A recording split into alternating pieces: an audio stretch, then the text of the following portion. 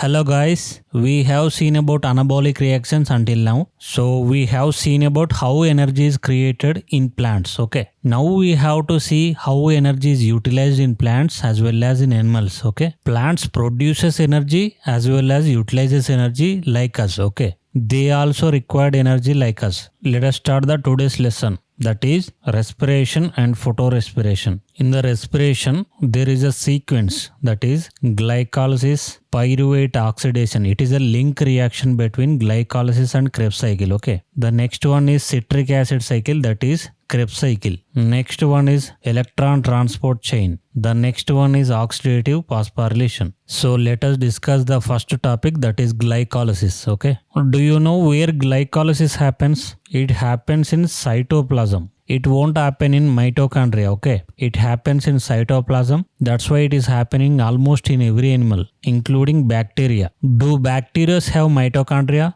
Please comment. We have seen that glucose is the output of C3 cycle, C4 cycle. So glycolysis starting with glucose molecule, which is the output of anabolic reactions. So now using energy we call as catabolic reactions. So glycolysis is catabolic reaction. The first compound is glucose. Here ATP is utilized. Here you can see one ATP molecule is utilized that forms glucose 6-phosphate. Next, it forms fructose 6-phosphate. It slightly changed its shape and forms fructose 6-phosphate. Okay. That fructose 6-phosphate also requires one ATP molecule that found fructose 1,6-bisphosphate. So here is 2 phosphate ions. That's why we call it as bisphosphate. Until now we have seen about energy investment phase. We have invested 2 ATP here. So we have invested 2 ATPs here. So how many ATPs we will get at the end?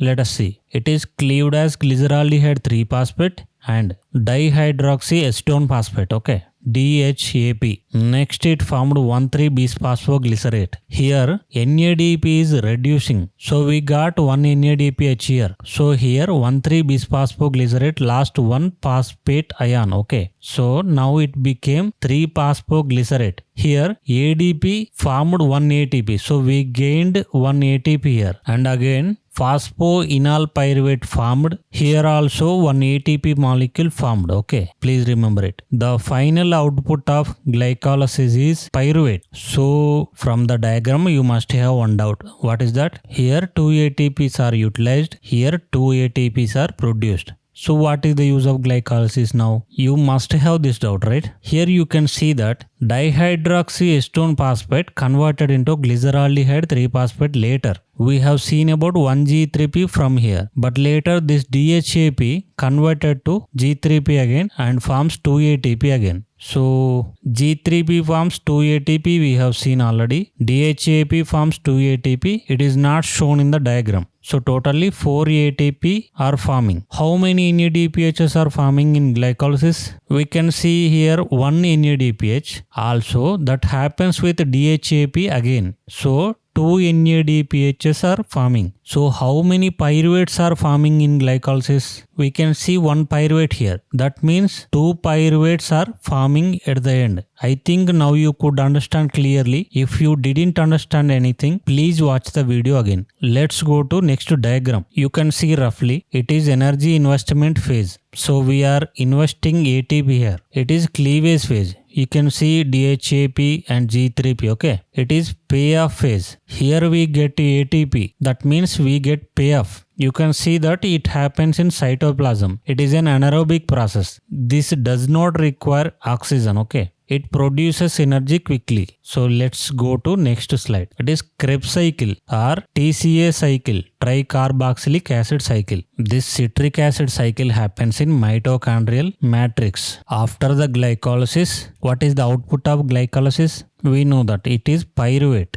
The pyruvate converted into acetyl-CoA. This acetyl-CoA enters the Krebs cycle. You can see here acetyl-CoA. What is the purpose of Krebs cycle? It is for producing NADH, also FADH2. It also produces ATP. Okay. Now let us start the Krebs cycle. You can see oxaloacetate. You can see in the diagram acetyl-CoA have 2 carbon molecules. Oxaloacetate have 4 carbon molecules. So both are combined and forms citrate. Okay, the enzyme used here is citrate synthase. So now citrate is formed. Oxaloacetate have 4 carbons. Acetyl-CoA have 2 carbons. So citrate have 6 carbons. Okay, you can see that from the citrate water is releasing out, that formed cis-aconitage. Again you can see that water is entering into it and formed D-isocitrate. Now you can see that NADH is reduced and formed NADH and also one proton ion. Here one carbon dioxide molecule is released out. We know that respiration means carbon dioxide released out. So it is released from here. Now alpha ketoglutarate is formed. Here same, we got one NADH plus one proton also. So we got 1 and 2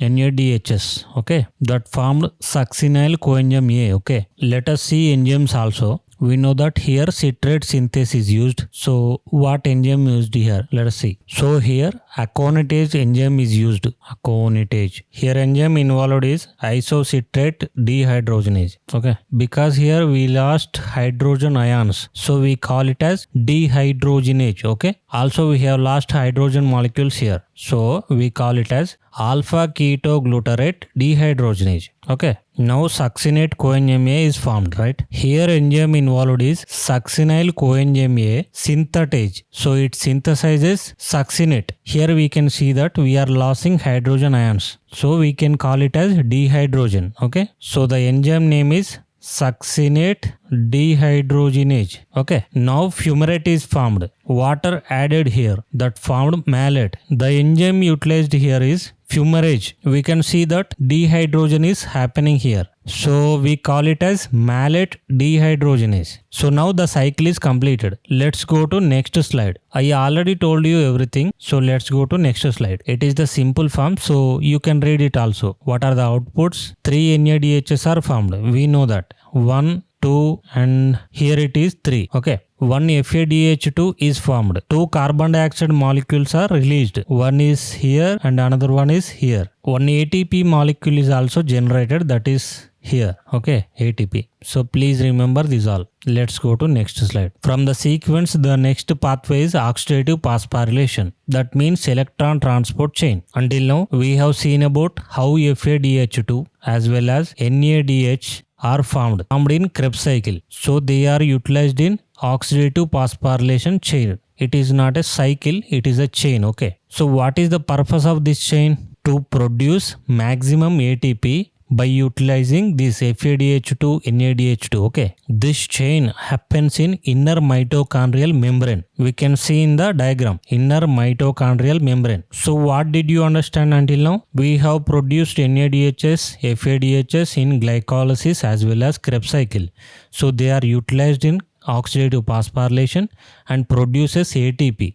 Okay. You can see in the diagram, it is ATP synthase, where ADP and inorganic phosphate are mixed up and forms ATP. I told you many times about ATP synthase but did not show you about it. Okay. In this diagram we can see everything. Here you can see 4 protein complexes in a series. The first one is here, second one is here, third one is here, fourth one is here. Okay. Let us start with first one.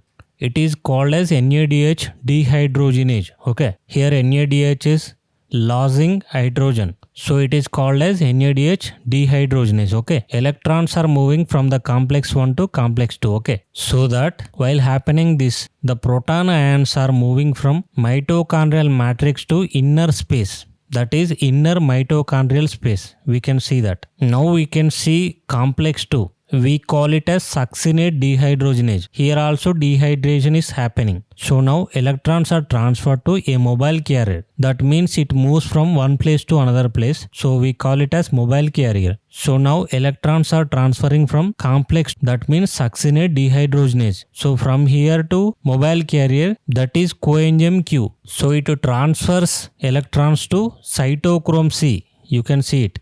It is also a mobile carrier. Here we can see that proton ions are moving from mitochondrial matrix to inner membrane space. So protons are moving from matrix to inner space. That means here proton concentration is increasing. That means acidity is increasing. pH is reducing and acidity is increasing. Here protons are excessive. Even though they are excessive, they cannot cross this membrane. There is a specific protein molecule. These protons can move only from one way. There is no other ways. What is the one way? That is called as ATP synthase. Here is the way. They have to forcefully come through this way. This ATP synthase rotates and combines ADP plus inorganic phosphate and forms ATP. So now ATP is synthesized. While they are coming out through narrow passage, the ATP synthase rotates and combines ADP plus inorganic phosphate and forms ATP. So here ATP synthesis is happening. Now you might have understood about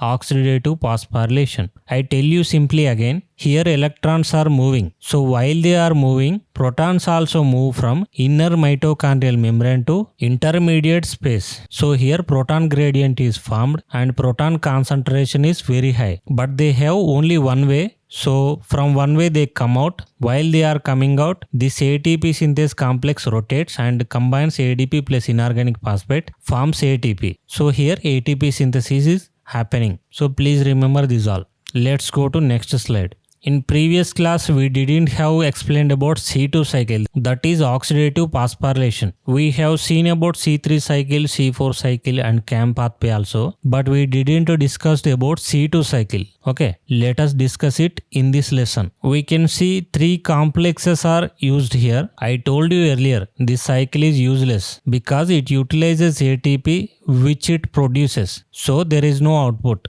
In C3 cycle, we know that Rubisco has two activities. What are they? Carboxylation and another one is oxygenation. So, if there is excessive heat or if there is low carbon dioxide levels, so this cycle, that is C2 cycle, happens.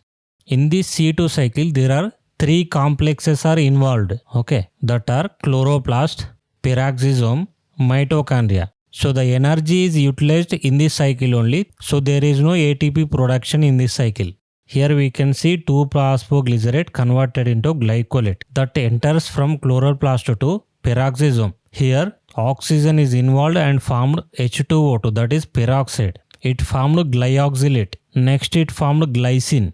This glycine enters mitochondria. Here two molecules of glycine combine to get to form serine. But what happens here? Carbon dioxide is releasing out. So we are losing the carbon molecule from here. So we lost what we have did until now. Initially we have done carbon fixation in this step, that is happened in peroxisome. But in the mitochondria we lose that molecule. So there is no use of what we have did until now. This serine molecule again enters the peroxisome. It is converted to glycerate. Okay. Here we can see that we are losing NADH. This glycerate again enters the chloroplast where one ATP molecule also utilized. So we are losing one ATP here. This 3PGA, that means 3-phosphoglycerate, enters C3 cycle. Now you might have understand that it should be happened in single step, but happening in several steps.